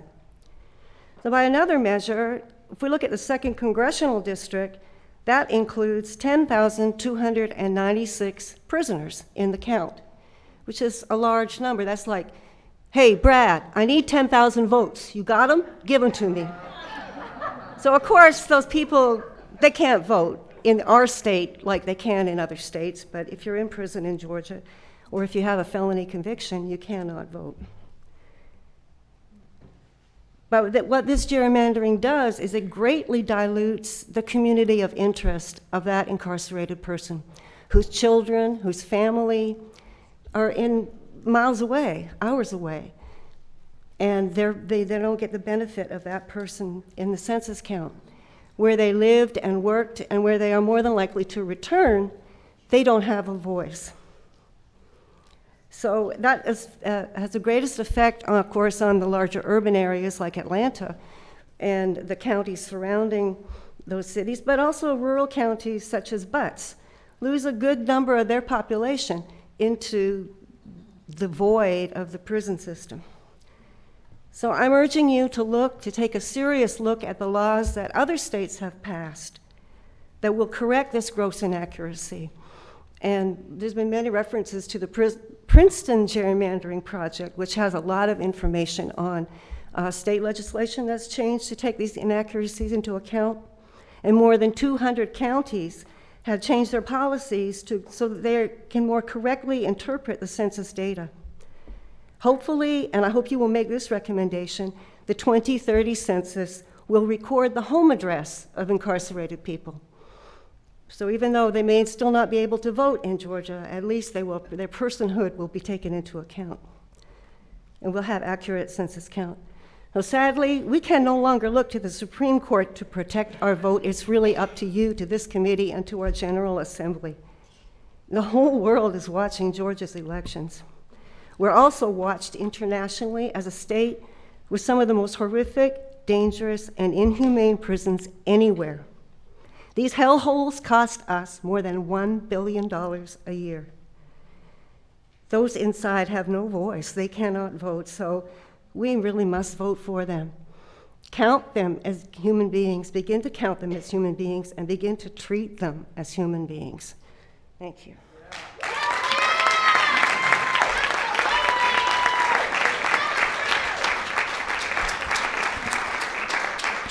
Next, we have Phyllis Bryant, followed by Hannah Gebrselasky, and then Kat Maddox. Hello, committee.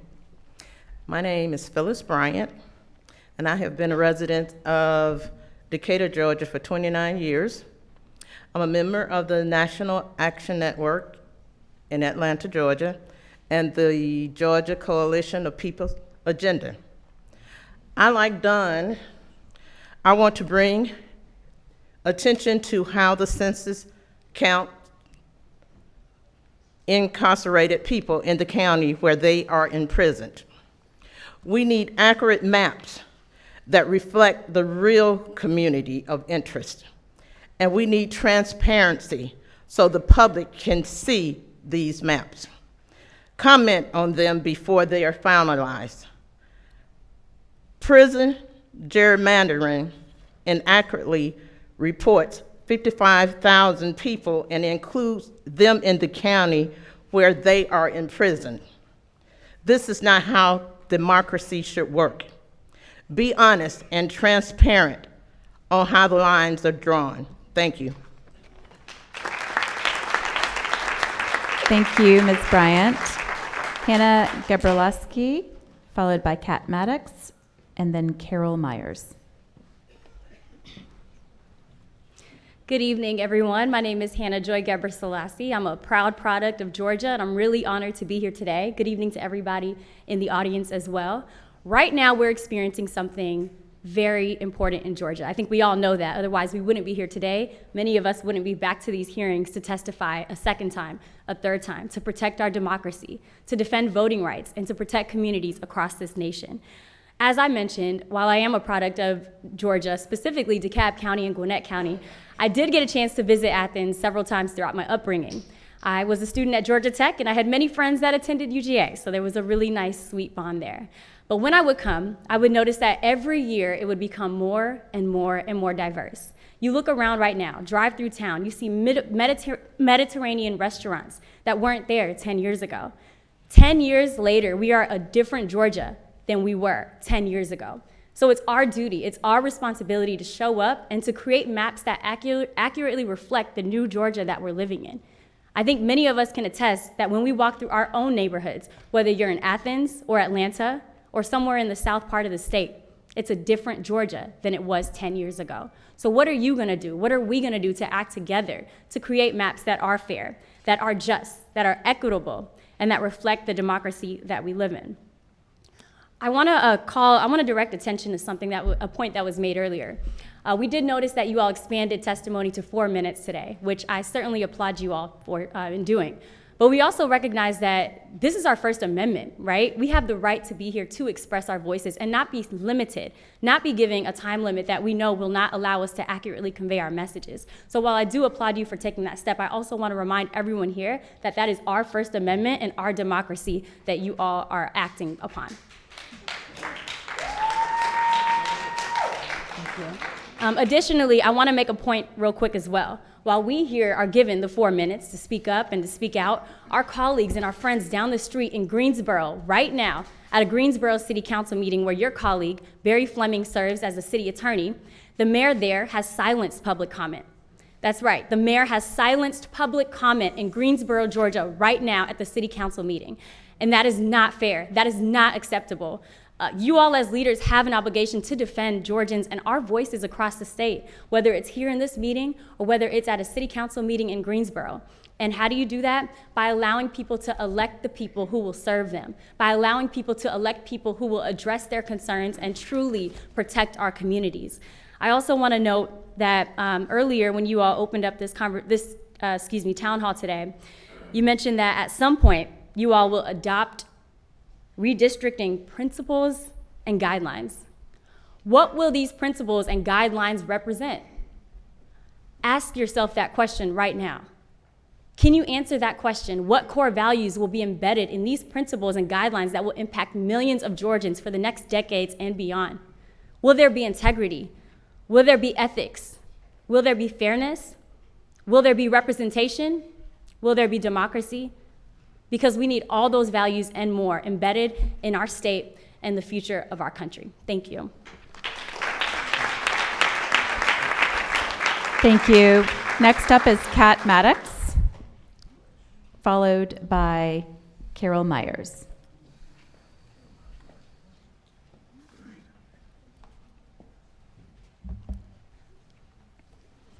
Good evening. My name is Catherine Maddox, a community My name is Catherine Maddox, a community advocate for Protect the Vote GA, but tonight I'm speaking as a concerned member of this state, and my feedback to this body is my own. Like our own physical bodies, I use the term body to describe those charged with redistricting our state during this moment in time, because much like our own dynamic and complex bodies, we do not expect you to be perfect, but we do expect you to be perfectly fair. The actions of the majority party in our state legislature, from the establishment of a committee on election integrity when the security of their seats were threatened by the actual integrity of their constituents, to their refusal to conduct either a racial or a fiscal analysis on a now federally contested voter suppression bill they rushed through both chambers, are like those of children behind the trench coat, stacked on one another's shoulders, trying to seem tall. With the particularly Napoleonic nature of stripping voting certification from the Secretary of State and granting it to themselves, it would seem the GOP is not interested in governing at all, but rather in total control. Considering the lack of transparency in this redistricting process, as well as the total disregard for people with disabilities and for people who speak any language other than English, I have come here today to remind those who would repress the vote, and not to include us all, that you are not elected to exclusively represent yourselves. The Heritage Foundation may fund all of the racist policy they want, and the Supreme Court may decimate the Voting Rights Act to dust, but the people of Georgia are done watching black voters be disenfranchised or otherwise brutalized by the state in any fashion. The people will not stand for it. You are elected to be vessels for the voice of the people. And perhaps the time has come for the legislature to regain that focus and to rely on a politically independent redistricting commission, lest the people pay the price for your partisanship. But today, it is the legislature's job to do the right thing, bearing in mind that census figures cannot be finessed into Trumpian propaganda, and that according to the ACLU's latest breakdown of the current census, Athens, like the rest of Georgia, is growing more diverse every year. I urge those of you who have not legislated accordingly to rectify your wrongs in this redistricting processes. People's lives depend on it. Carol Myers, followed by Dwight Acey.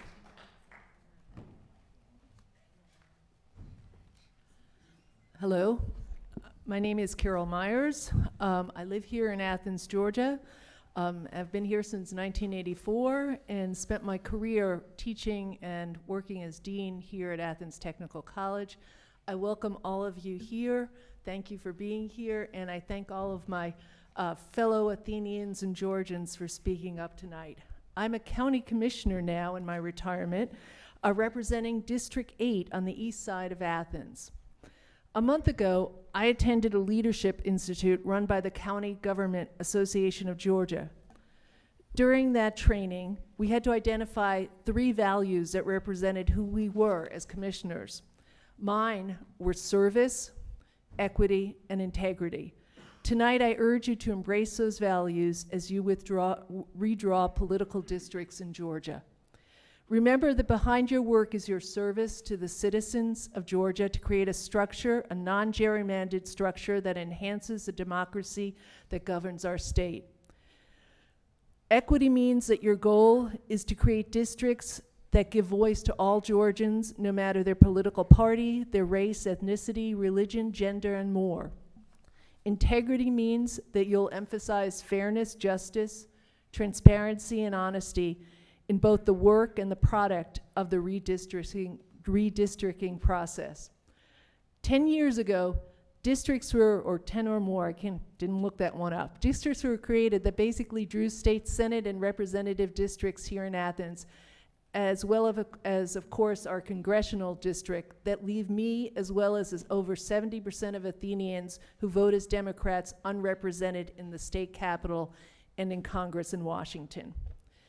Each December, my fellow 9 commissioners and mayor, all Democrats and progressives, meet with our 5 state representatives, 3 in the Assembly and 2 in the Senate. We share with them local legislation issues that we would like them to address on the state level. 4 of our 5 representatives are Republicans. For the most part, they do not advance the legislation that we ask them to represent, and sometimes even put forth legislation that runs counter to the will of the local government. If I had run for office 20 years ago, I would be represented now by 3 Democrats in the state government. Right now, I just end by urging you to give Athens back a voice in Atlanta and in Congress as well. Thank you.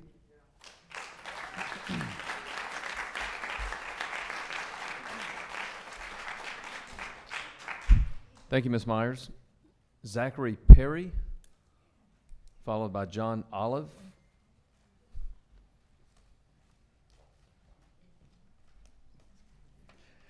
How are y'all doing? Thank y'all so much for coming out here. For those of you, it's a shorter drive. For those of you, it might have been a longer drive. I do appreciate it. I also appreciate members of the public coming out, for those who are speaking as well, those who are choosing not to. I'd like to start first off by taking slight issue with something my friend Adam here said, saying that y'all have the right to partisan gerrymandering.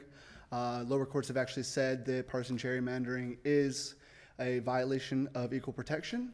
Werschel v. Common Cause just said that it's a non-justiciable political question that the courts aren't going to get into. So you don't have the right to do it, but you do have the ability. You do have that ability, and I'm here to tell you why you probably shouldn't do it. I'm going to ask you that you listen to myself and the other speakers here, as well as you have spoken across the state. So the first reason is partisan gerrymandering, often as it's found in the state of Georgia, leads to bad governance. I have lived in Athens for 7 years, but I am from Habersham County. Habersham County is a very rural part of Georgia, and I recognize that the interests of Habersham County are significantly different than the interests of Athens-Clarke County. But if you have a representative, like our congressional representative, that represents both, there is a conflict. I also ran for Senate District 46. Senator Kouser, I'm really sorry that you're bearing the brunt of all of these comments, but here we are. So it's a good representation of districts where the constituents are often conflicting and have conflicting interests. So if you have rural districts or rural precincts, those constituents are going to have often conflicting interest with urban areas. The goal of partitioning And the goal of drawing these district lines is that both of those voices are heard and debated, and the issues are brought accordingly. Now what we have is districts that are robbing those urban voters of their voice to have their concerns heard, to have their needs met, and to have those issues debated on. So when you see this, Commissioner Myers mentioned that twice a year, the local commission will ask local legislators to come out and give them a wish list of things that they would like to see in session. The vast majority of the time these wish lists are presented, local representatives often don't show up. And that's because most of them don't need to. They don't need the votes of Athens. During the campaign and during past campaigns, local Republican representatives don't show up to speaking events in Athens because they don't need to. They don't listen to us. They don't need to listen to us because their base is outside of Athens. That is robbing them of the opportunity to hear our concerns. Whether they agree with us or disagree with us, as constituents, we still have the right to be heard. And that right is not being exercised because they have no incentive to do so. So I want to wrap up and say thank you again for coming out. Thank you again for giving us this opportunity to be heard. And I want to express a measure of hope, a hope that this is not a performative exercise, that this is not something that you are doing so that you can point to it later and say, look, we listened to y'all, and then do what you planned on doing the entire time. Following Reapportionment of Commons cause, myself and many other Georgians kind of relegated ourselves to the inevitability that our districts were going to be chopped and our voices won't be heard. So it's my hope that you take into consideration what you've heard here, what you're hearing across the state, and you prove us wrong. And you give the voters of this state the voices that they deserve, and under the Constitution, they do have the right to. Thank you very much.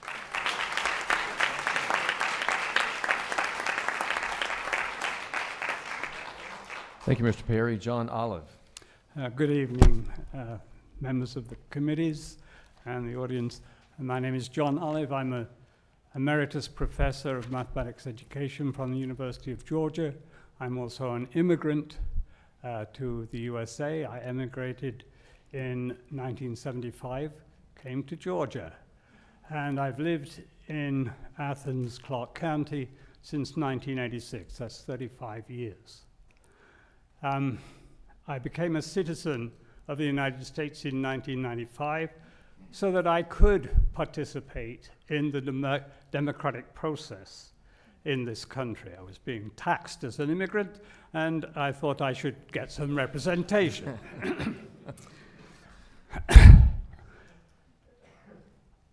Really, I was here to say everything that's already been said. So I'll cut it very short. When I first voted in this county, I was voting for people who represented my community. They were part of the community. They lived in this community. And they represented our values.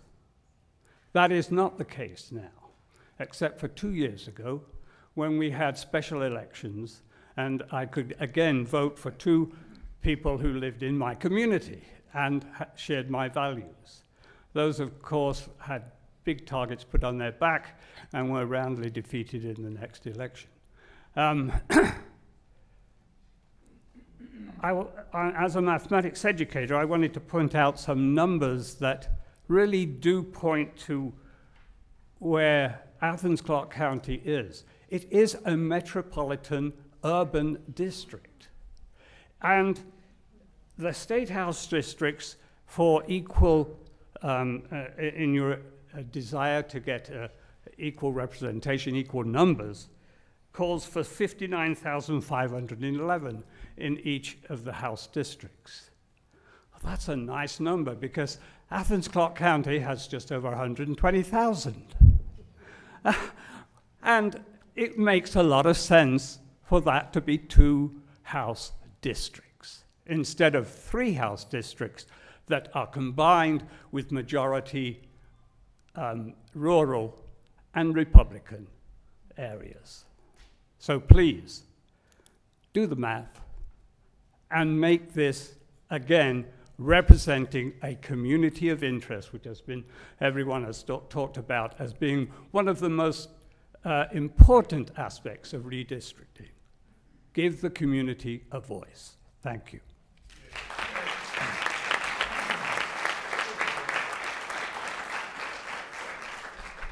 Thank you, Mr. Olive. Peter Holt, followed by Christian Dent, and then Emma Farrell.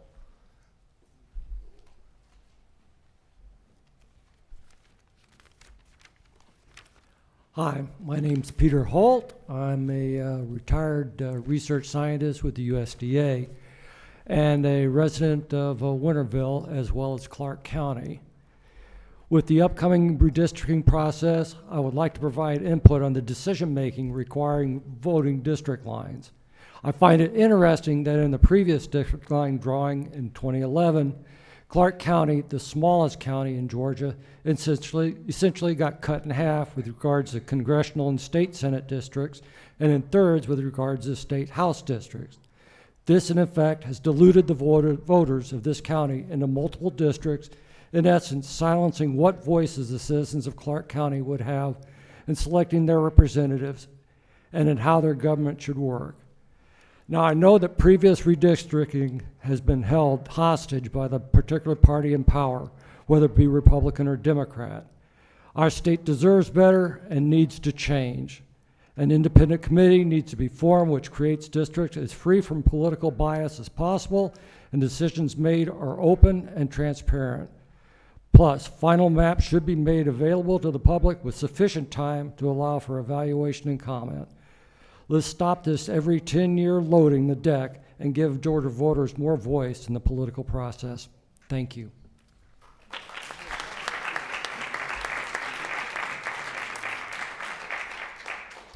Thank you, Mr. Holt. Christian Dent, please.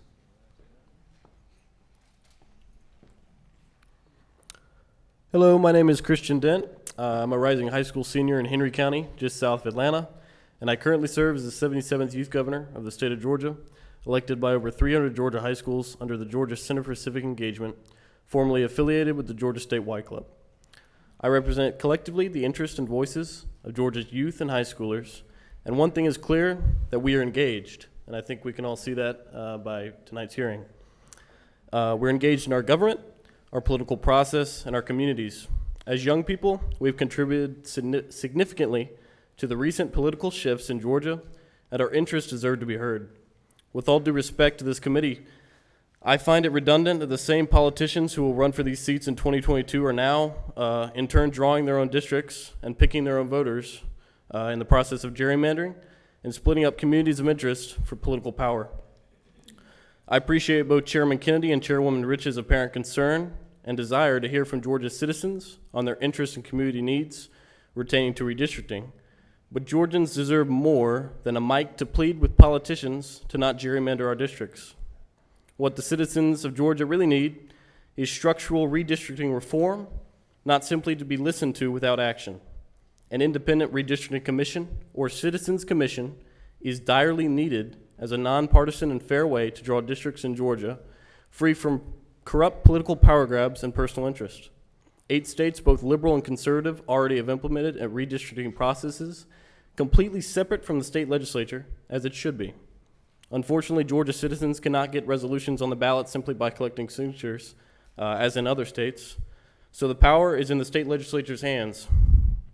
In 2019, House Resolution 369 and Senate Resolution 52 were introduced to the committee to bring about nonpartisan redistricting, but Chairman Senator Matt Brass didn't even bring it up for a committee vote.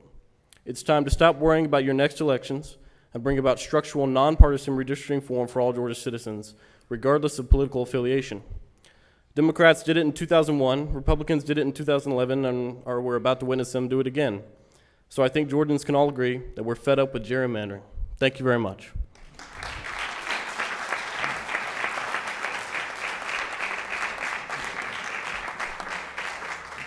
Thank you, Mr. Dent. Emma Farrell. And then Caroline Aiken, please. Hello, my name is Emma Farrell, and I'm a current resident of Athens, Clark County, as well as a student at the University of Georgia. The city of Athens is a special place that means so much to so many people. However, the people that call this city home have been disadvantaged by their government. Communities have been denied fair representation as a result of partisan divisions in districting. As it comes time for legislators to consider and redraw the state's districts, determining the totality of representation, I implore them to keep communities together so that they may effectively be served. Particularly in the face of shifting demographics, it's essential that the needs of the people be prioritized over the motives that may drive partisan gerrymandering.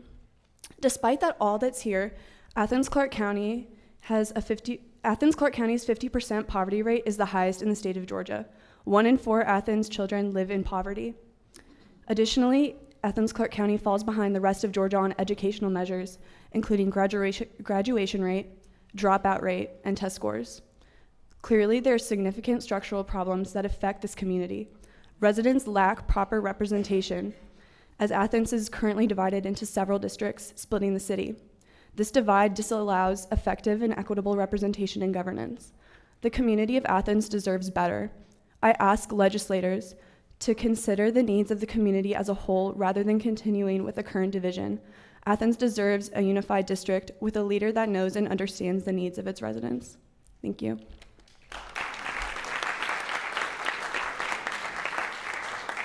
Thank you, Ms. Farrell. Caroline Aiken.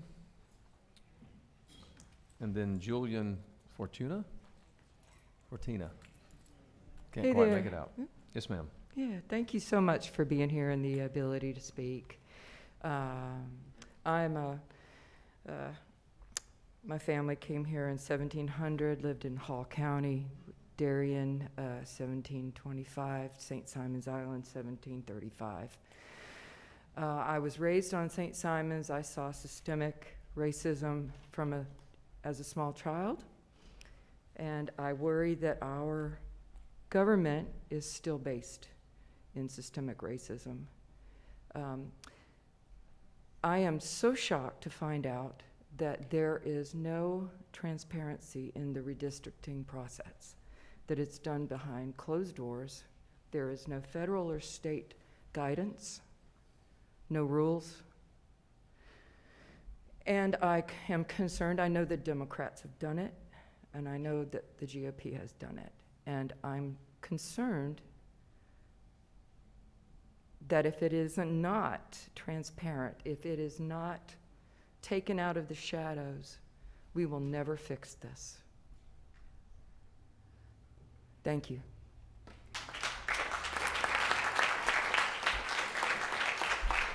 Thank you, Ms. Aiken. Julian? And then Gloria Butler? All right. Hello, committee members, and thank you for giving us the chance to speak today. Good. My name is Julian Fortuna. I'm an incoming freshman at the University of Georgia and a leader of various civic engagement and voter engagement initiatives in my community. Now, we all know the University of Georgia. It's one of our state's nationally renowned public universities whose graduates go on to bring innovation, jobs, and growth to our states. Students like me at UGA and schools across our state are the future of Georgia. Yet in Athens and on UGA's campus, we are unable to advocate for ourselves or our interests as students because we are divided between not 2, but 3 state house districts and 2 state senate districts. The list of unique needs we have as students and residents in Athens is long, from access to public transit and sustainable practices to something as fundamental as funding for our schools. All of these issues are unique and means that we deserve representation. But as young people entering our democracy for the first time, gerrymandering teaches young people a much more destructive lesson. When young people's voices in their first forays into our political system are surgically undermined so that it's impossible for them to achieve meaningful representation, it erodes their faith that their voices matter. It undermines the very belief that holds our democracy together. Now, I drove up here all the way from Atlanta after getting back from a multi-day car trip from visiting my family because I know that the decisions that this committee makes will determine how I and my classmates will be represented for the next decade. The decisions you all make on this honorable committee will determine whether I, as a young person at one of our state's renowned public universities, will be able to choose my representative or whether a state legislature will be able to choose me.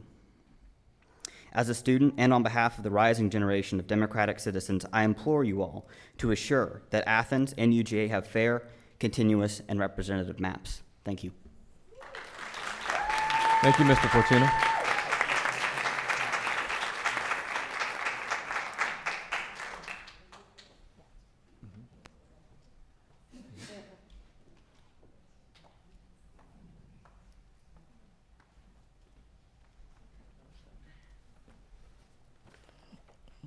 Good evening, everyone.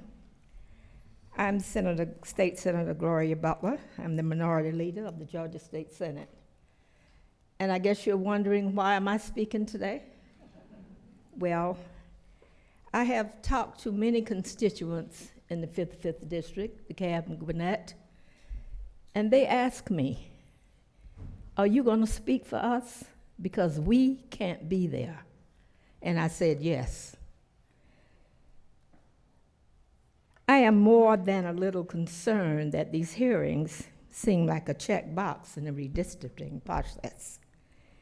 These town halls are being held even before we get the census data. And I appreciate all of the comments that we are getting. We need to hear this. If you think you're saying something twice or saying something that someone else has said, it's okay, because we need to hear it more than one time. These forums are still not offering language and translation options. Mr. Chair and Madam Chair, we need to have that for our audiences.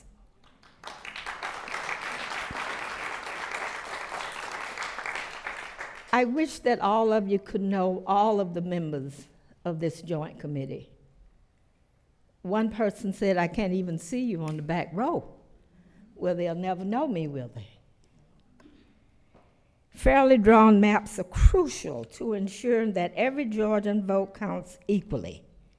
Fair maps require, 1, a transparent redistricting process. 2, more public input once maps are drawn. And 3, it empowers historically disenfranchised communities. The creation of fair maps requires meaningful opportunities to consider public input. The current process does not meet this critical standard. Georgia has experienced a significant demographic shift over the past 10 years. The black population in Georgia has grown by 14%, the Asian population has grown by 40%, and the Hispanic population has grown by 26%. While the white population has grown by only 2%. The maps that we adopt during the 2021 special legislative session must reflect the changing face of Georgia and the need for historically disenfranchised voters to have a voice. As Georgia evolves, ensuring that Georgians of color are reflected among our elected representatives require that we conduct the redistricting process transparently. Too often, legislators are not held accountable for leaving citizens in the dark, unaware of the process for drawing their districts. Georgians are entitled to not only examine the criteria used to create their own district, but also provide substantive feedback on any proposed maps before they are adopted. Democracy cannot happen behind closed doors. Our redistricting process must be open, democratic, and representative of the interests of all Georgians. I urge the members of the committee, including myself and the Georgia General Assembly, to ensure that we live up to these basic principles during this redistricting process. Thank you so much for hearing me.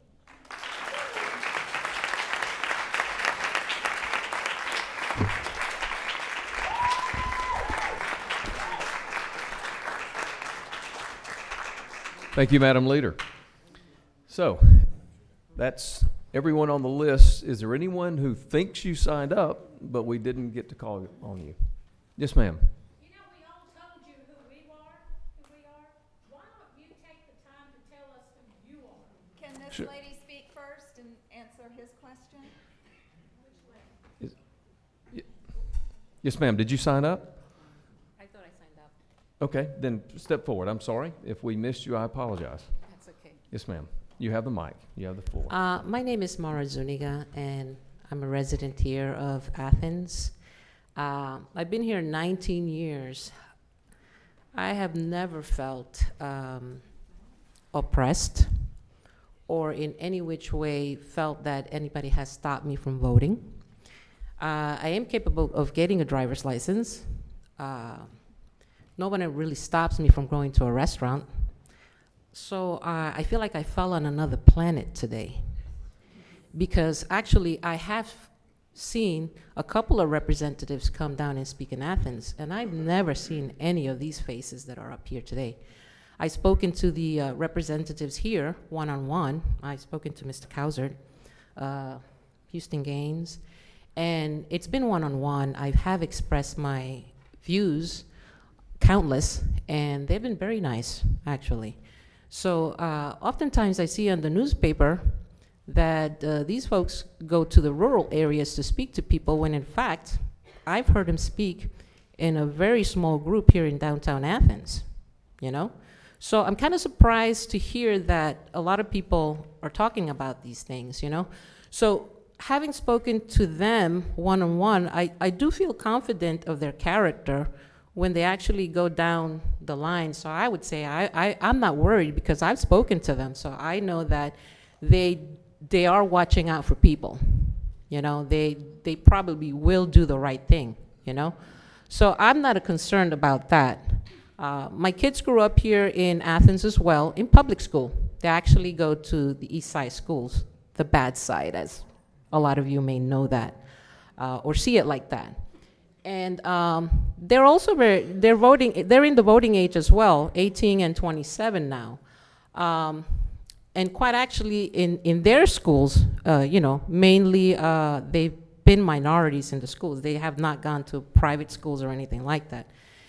And I've seen a lot of indoctrination rather than education in these schools, which concerns me a lot, because I feel that a lot of the young people are not represented here. I mean, I see young people from colleges, but I don't see a lot of high school students here.